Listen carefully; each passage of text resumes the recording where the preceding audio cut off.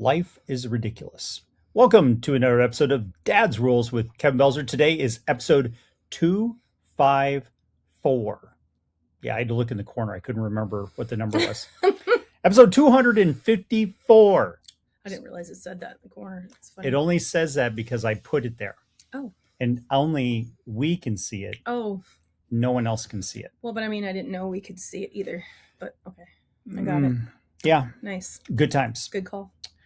So you've seen this this event that they call soccer sport, where they're playing this thing called the World Cup right now. I haven't seen it, but yes, we don't watch soccer because it's boring, unless it's little kids. Little kids playing soccer is awesome because you got a mound of bodies on one team and the other team circling the ball and moving around the field together. They're so cute. I know, and the scores are high. Kids soccer is so it's awesome. like you never know what's going to happen. Yeah, it's fine. We're just not fans, and it's okay. We like kids soccer. When Jackson, our youngest, played soccer, he played with this kid that was absolutely outstanding. And there was one game that we're at to where I swear that little kid scored 10 goals. Was Seamus the one that was awesome, or was that just a different kid? Seamus. Yeah, Seamus. I don't know. He was amazing. Yeah. Sometimes people don't grow when they're growing up anymore, and people pass them by. So I don't know whatever happened to him because I do not follow soccer. We probably would follow soccer now if apparently we'd continued to have Jackson do it. Yep. Bad parenting. Now, nothing I can do about it now. What I am enjoying is that these soccer players from the other countries are coming over here because the World Cup is in the U.S. this year. Yeah. So if you're listening this deep into the future, in 2026, the World Cup was played in the United States, like all over the United States. There's stadiums everywhere, all over the U.S. where they play. Yeah. So they're giving like their updates that they can't believe how different America is from Europe. And like, I mean, rave reviews kind of different. Yeah. And granted, we did hear from our son how much better America was than Europe when he went back when he was 18, 19 years old, when he spent the summer over there. Yeah. So he's like, yeah, it's way better here. But they brought up some interesting things. Like one was that we smile and we'll talk to anyone. So that blew their mind because I guess in a lot of foreign countries, they don't acknowledge each other. They don't smile at each other, and they don't talk to each other when they're out in public. Which is bizarre to me. I know, that's totally crazy. I'm like, I don't know how you people do it. Like, why would that be? I don't know. I'm just trying to imagine that even just the way it is. Like on purpose. We were shopping today, and you randomly told two different people that you liked something. Like one, you said, I like your nails. And another one, you said you liked your hair. Oh, I did. I forgot about that one. Yeah, well, I just do that. I just like to but I don't search it out. But if something pops up, I'm going to tell you. And it will never, ever happen, supposedly, over there. That's crazy. Something else that we take for granted here is air conditioning. Oh, I do not take it for granted. I'm very grateful every day I wake up and it works. Well, apparently, electricity is ridiculously expensive over there. I think my sister said it was like triple or something when they were over there years ago. I don't know. 2.5 times? It's a lot. Or was. So they don't turn the air on. I guess they open windows and doors and let the breeze come through. Yeah. I don't even think they have ceiling fans because I was hearing somebody else say they didn't have. Yeah, they didn't necessarily have ceiling fans either, and ceiling fans use almost no electricity, so that's kind of weird. I don't know. Ice. Ice is a huge one. Yeah, which surprised me. Well, my sister backed that up too. You asked for iced tea, and they're like, "Ew." Well, apparently, because it's expensive to make it because of the machines, everything, they just don't really have it. Or, well, when you have think it's disgusting. You have to ask for it. Right. And if you ask for it, they may give you a cube or two. Otherwise, everything is like at room temperature. And I'm like, ew. They're just disgusted. And I'm disgusted by room temperature tea. So, yeah, I want my liquid to be right around freezing temperature. Yeah. That would make me want to stick to a cruise ship going through there on and off so then I can have ice. I don't know. They were amazed at our food portions, which are ridiculous. Because I heard a podcast earlier today was talking about it. And they said, well, okay, there's a way you can eat on vacation. And there's the way you need to eat the rest of the year. Yeah. Otherwise, you're going to be like a fat American, and these foreign people coming over would get really fat eating, because our portions are, I would say they're ridiculous, because anymore when we go out to eat, we're bringing half the meal home. At least. Most of the time it's half. Yeah, so I usually, when we order, well, it depends, because some places have started skimping. Yes, it depends. That's what I said. It depends on what it is. Yeah, but a lot of places, like we went to a steak place the other day, and you brought home half your meal. Yeah, all the time, every time. Yeah, and it was the perfect lunch. What I brought home, it wasn't even half a portion. I ate a little bit more than half because I was enjoying myself. But that little bit, it was like 4 stems of asparagus, a little square of that layered potatoes that were delicious, and then just a little piece of steak. It was perfect. They're learning how phenomenal barbecue is. Yes. Yeah. And I would have to agree with them, because as Americans, we're like, yes, it really is that good. The fountain drinks, that blows their mind, because you can get a drink that size, this size. It was funny. I was watching this one guy from Europe, and he's walking out of the 7-Eleven with a big gulp, and he goes, "This thing is heavy." That's pretty funny. And I'm like, huh, I didn't really think about it, but we put a lot of ice in everything. It's like, we're going to fill that puppy with ice, and then pour whatever liquid is. And so we may not actually know the real flavor of any liquid that we're consuming, because it's been partially watered down. Yeah, I don't know if that's true. Maybe. I don't think that's true. I mean, this glass I got here, this is water with ice in it. Right. So am I watering down my water? I mean, sure, but it's also, you'd be surprised how little water is actually in that glass. No, I wouldn't. It's actually very little water. It is, not very much. But to me, it's perfect, because I want the very cold liquid. Yeah. Oh, Walmart blew them away because of the sheer size of a Walmart. Mm-hmm. And then the variety of things that you could buy in a Walmart, which I can attest to, because we were there today. Just there. And like the sporting goods section is right next to the sports section, which is right next to the kids section, which is the sporting section on the other side is right next to automotive section, which is right next to like household stuff. Household. Yeah. Then paint.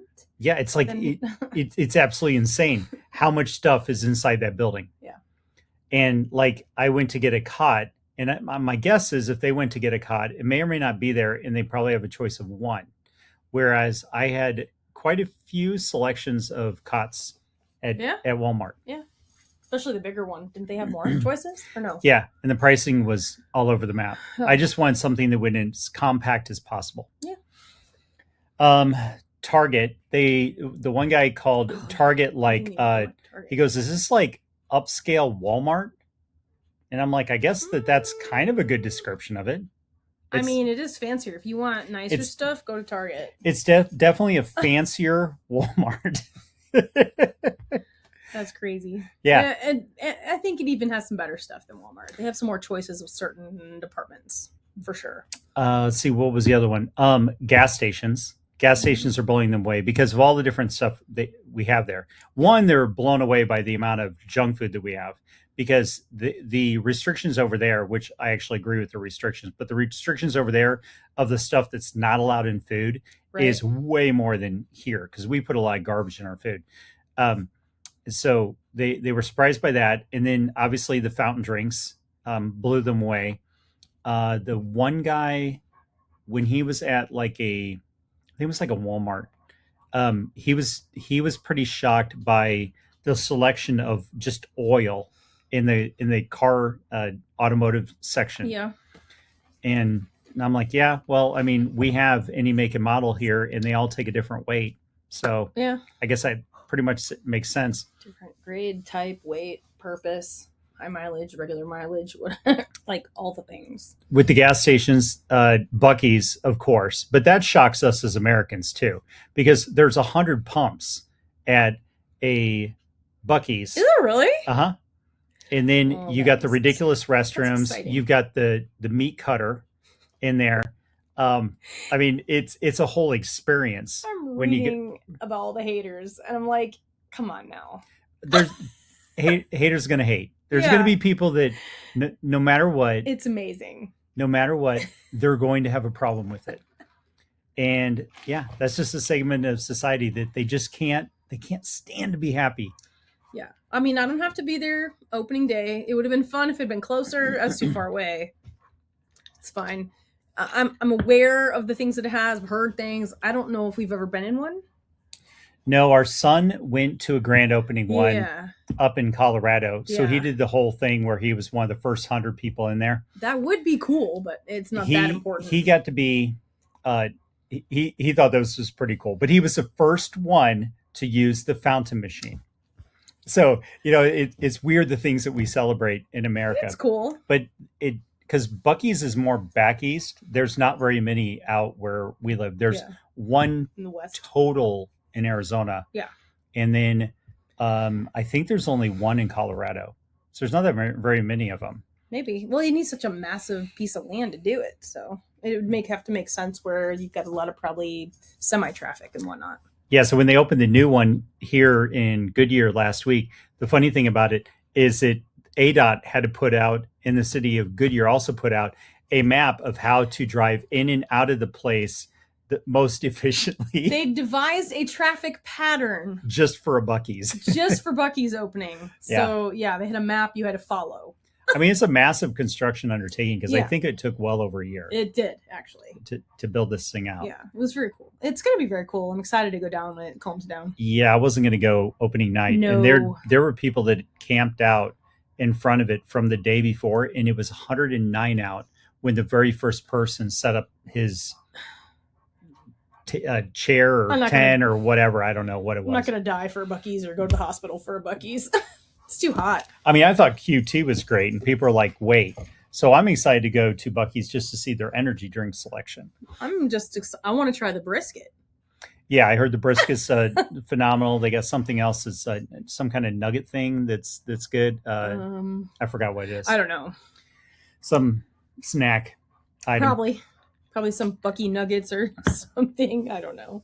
Yeah, so if you've not seen the videos online of the different people traveling from overseas and exploring and enjoying everything that we have here that we take for granted, you definitely need to take it out. They're also surprised by the sheer volume of cars and the size of our roadways, because over there they're really cramped.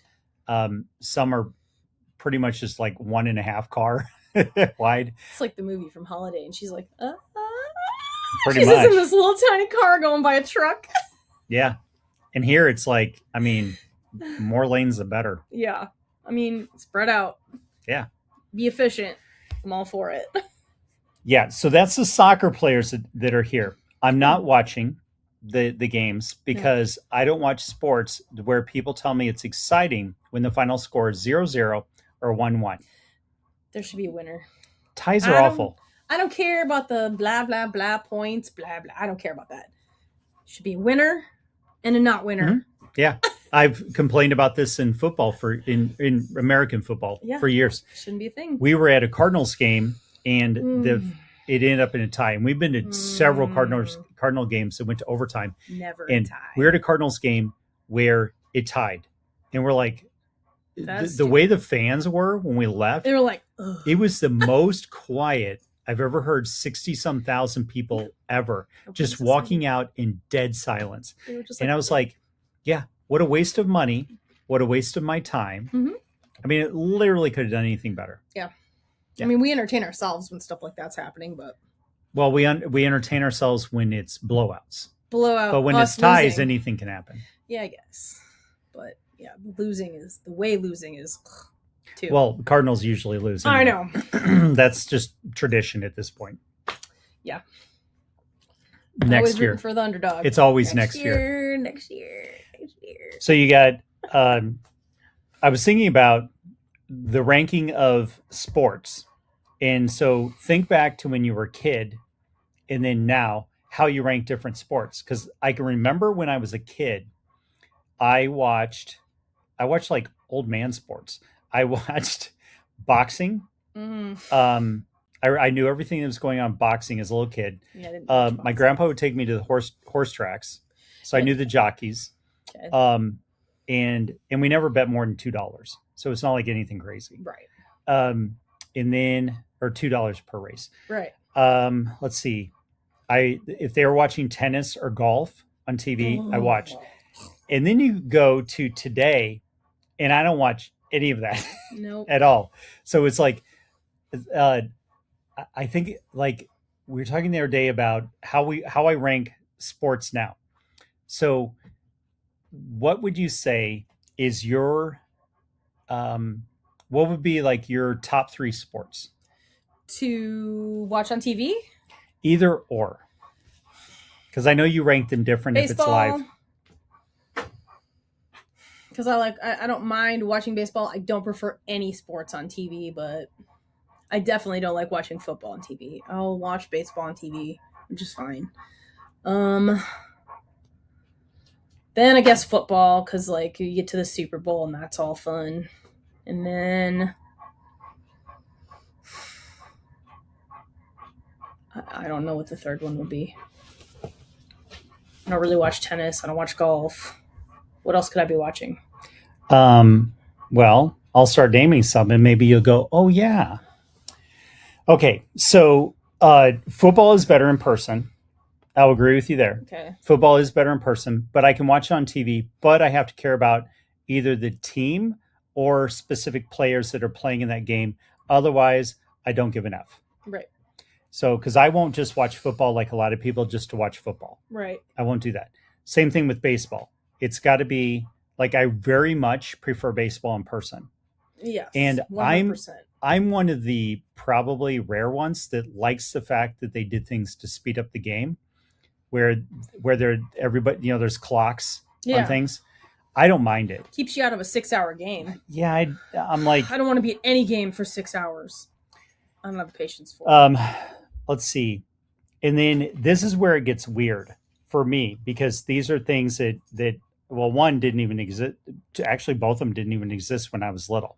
Okay. But the other two that I'll watch is the Indiana Fever for WNBA. Yeah, I don't want to watch that. So you would. Yes, but I will. Right, you do. But I will not watch the NBA at all. I don't want to watch any of it. But yes, I don't, get it. Because there's no skill involved in the NBA. It's like now everybody's like 8 feet tall. Yeah. And so there's no skill to it. Now I want to see actual fundamental basketball. Yeah, the girls would be better to watch. They're way better. So they're way competitive. They get like, and it's fundamental basketball. Get gangster on each other, and it's pretty funny.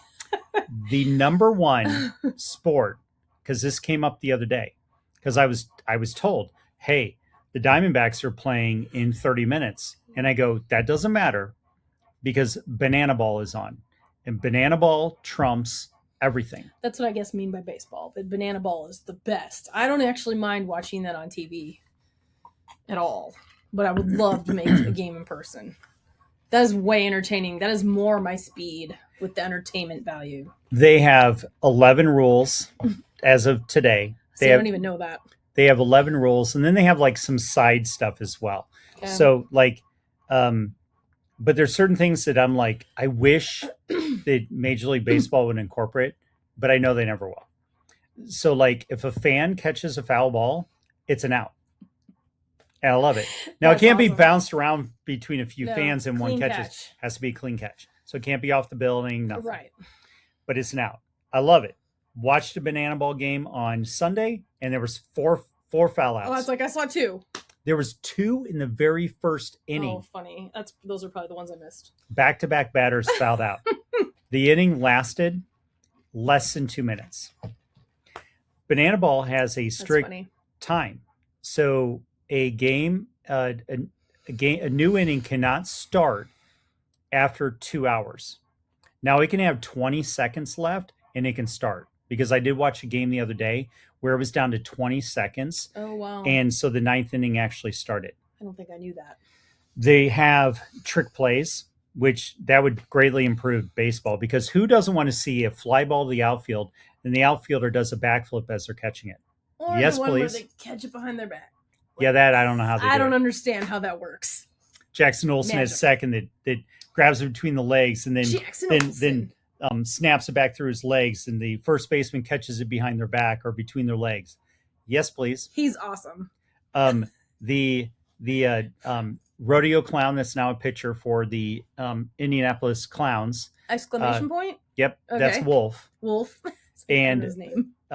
Wolf will do flips and everything else, and in the midst of the flip will throw the ball over the plate. And he does a lot of crazy stuff. Like I watched him strike out a pitcher the other day or a batter the other day to where when he threw the ball in, I can't remember there was an actual pitcher in the 50s that did this pitch, but the thing it's lobbed in. And so it lobs into the strike zone. And it's like Aesop or something like that. I don't know. But anyway, it's a lob pitch in, and it looks like your eyes get big and you're just going to launch this thing. It's actually really hard to hit when a ball's coming in. Probably because of the way it's lobbed like that. And he struck the batter out, and the guy fell down as he's swinging. Yeah. Yeah. So it was pretty crazy. So yeah, they're a lot of fun. Let's see what else. The batter cannot step out of the batter's box unless he's like hit by a ball or he hits a foul ball. That's the only time he can step out. Otherwise, if he steps out, he's automatically out. This isn't you can't step out and fix your gloves every single time? Yep. I love that. So there was a game I was watching the other day where the three batters, like two of them struck out and one grounded out. The inning was a minute and 50 seconds. Because it goes really quick because the pitcher gets the ball back and he immediately throws it again. So there's like no waste of time whatsoever. Well, they've got to add time in for entertainment. No, once the clock starts, it is continually running. So even with all their entertainment value, they get 2 hours? It's 2 hours, but remember the entertainment actually starts about a half hour before the game. So they're doing a bunch of on-field stuff about a half hour before that's what was because if you go on the YouTube, because you won't catch this on the broadcast channels. Okay. But if you go on the YouTube, you can tune in about 30 minutes early, and they'll show you on-field stuff. They're showing you behind-the-scenes stuff. They're showing you all kinds of stuff.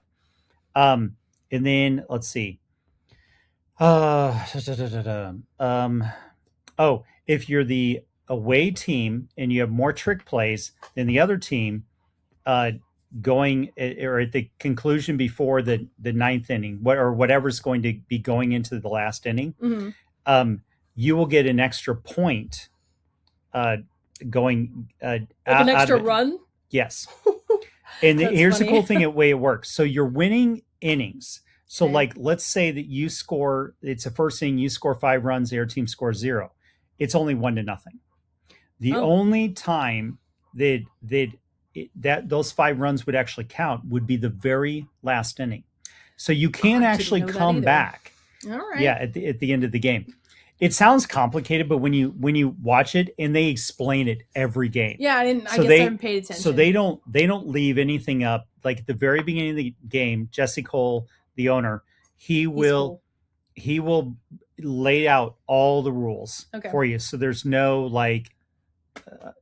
weirdness to it. I guess I haven't caught him doing that. Yep. I'll have to do it next time. You have the ability to use a golden batter at any point in the game, but only one time. The golden batter rule is so that anybody can bat for the next person up, but you can only do that once. So you rarely see that used unless it's the last inning of the game. So that's a cool rule. You also you can use a designated runner. And this doesn't change the player being able to play anymore. But you can use a designated runner for somebody once per time through the lineup. Okay.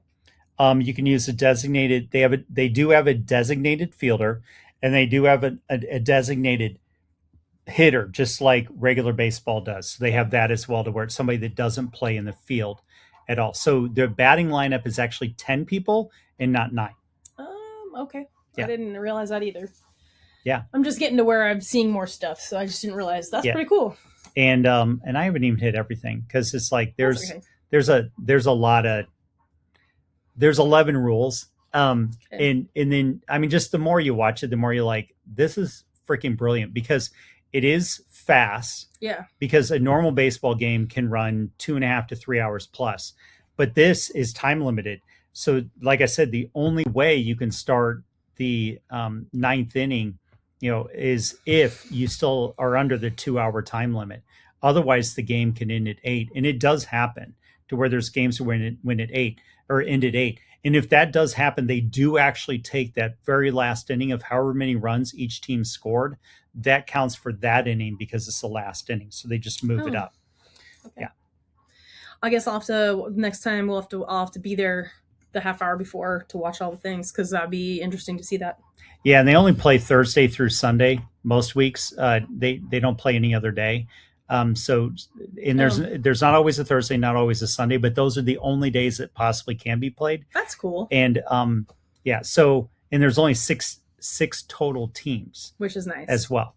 Yeah. So I don't know if they'll expand or not. I mean, it originally started, it was just the Savannah Bananas. They had the party animals, and then they would play like college teams, or they just play different things around. Oh, cool. But they've actually created, it's a real league now. Yeah, they've expanded on their idea. That's pretty cool. Yeah. So it's a ridiculous amount of fun. Oh, the last one, the ball 4 sprint, because Jesse Cole said walks are boring, and he's not kidding. Walks are boring. Walks are boring. So I got 2 different ones to talk about, but the ball 4 sprint. So when ball 4 happens, you can run as many bases as you want. What has to happen is the defense has to have all 7 players on the field touch the ball. Oh. And so the pitcher's already touched it and the catcher's already caught it. Okay. So that's how you get that's why it's not 9 and it's 7. That's fun. I didn't realize. So the catcher gets it, and then everybody has a different way of who they throw it to out in the field. But your goal is to get the exchange as fast as possible. So you got the outfielders running in, trying to touch it, and then generally the last one to touch it is either the second baseman or the shortstop. Makes sense. Yeah. So it's exciting from a lot of different ways. Most of the time people are getting singles, but if you're speedy enough, you can get a double. If somebody bobbles or drops a ball, there's a good chance that they will be going for second, or there'll be a play at second. But I've also seen where they've done the ball 4 sprint where they're doing the exchange and the ball just gets thrown away because they're going and crazy. The guy makes it all the way around. I could see so that. That's the other thing that can happen. So if you have somebody on second base, when the ball 4 sprint happens, you always know they're going to score, which is pretty crazy. Yeah, because that the last person touched it is at second base, and they still have to throw it home at that point. Right. So, and then the other one was you can steal first on any pitch. Right. So they could literally throw the ball, and the catcher could catch it or miss. I'm going to say catch it. Okay. You could take off if you want. You're stupid. I wouldn't if they caught it. But you'll see if the ball gets by him, you can take off. Now, here's the thing, though, because I watched somebody screw this up the other day. He started to take off, but he stepped out of the batter's box. You're out because he left the batter's box. You have to, if you take off, you got to go. Cross over and go. You have to go all the way. Okay. And he crossed and then changed his mind and went back. Oh, you're out. Oh, yeah. Can't do that. Okay. So crazy rules. If you haven't caught it, definitely recommend it. It's ridiculously entertaining. The mascots are incredible. Mascots are ridiculous. I mean, you look at like the party animals, their mascot's named Farty, Pharty. Yep. And his number is number 2. Yeah. Yep, that's the way they roll. Yeah. So there's always in-game stuff going on. There's different walk-ups going on throughout the game. Each team has a different theme song that they have the crowd sing every night. So it's not like the bananas is yellow. The clowns is What a Wonderful World. So everybody has a different song that they sing. I like that. For that. And then they do their little walk-up skits and everything, which are fun. Those are fun. A bunch of craziness going on. I'm excited to see the next game where I can take it all in this time. That's cool. Yeah. I learned some things. But now you know what I think is the number 1 sport out there. That is my favorite. So my top 3. Baseball. My top 3 would be football in person, WNBA, which makes no sense, but it's Caitlin Clark. So I'm watching for that. And then number 1 is banana ball. Okay, well then mine would have to be banana ball, baseball, football in person. There you go. Yeah. All right. The more you know, people. Yeah. Yeah. So lock this down. And in 10 years, when we're on episode, whatever that would be at that point. A lot. Yeah. Episode a lot. Then we can see if it's still the same. Yep. All right. So if you like the show, like, share, review, leave feedback, comment. That was everything. I think so. Yep. Till next time, go out and be the kick-ass adult I know you all can be.